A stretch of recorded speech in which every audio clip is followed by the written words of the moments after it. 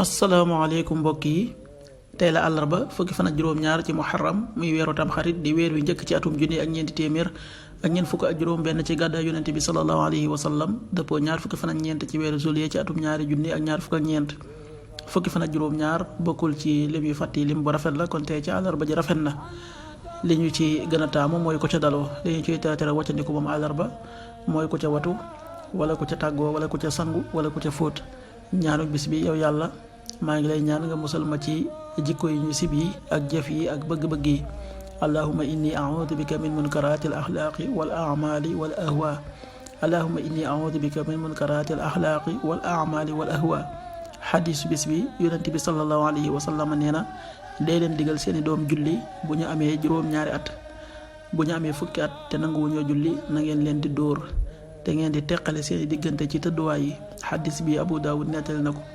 qaala rasulullahi sallallahu alayhi wa sallam muru awlaadakum bis salaati wa hum abnaau 7 sinin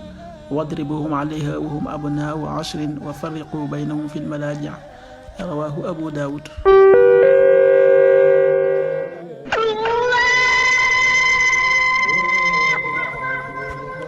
waxtu julli yi suba waxtu dana tàbbi 5h36 juróomi waxtu yu tegal fanweeri simili ak juróom benn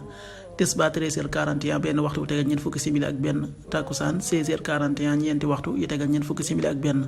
timis 19h39 juróom-ñaari waxtu yu tegal fanweeri simili ak juróom ñeent gee 20h51 juróom-ñetti waxtu yu tegal juróom fukki simili ak benn loolu mooy waxtu julli yi ci Touba ak li ko wër. bu fekkee nekkoo Touba soo ko féetee penku ñaar fukk ak juróom-ñaari kilomètre ju ne wàññil benn simili soo ko féetee soowu ñaar fukk ak juróom-ñaari kilomètre ju ne yokkal benn simili soo ko féetee gànnaar wala Saalum téeméeri kilomètre ju ne yokkal benn simili jant bi dana fenk 6h51 juróom benn waxtu yi tegal juróom fukki simili ak benn di so 19h35 juróom-ñaari waxtu yi tegal fanweeri simili ak juróom yàlla na nu yàlla nangul te nangul leen amin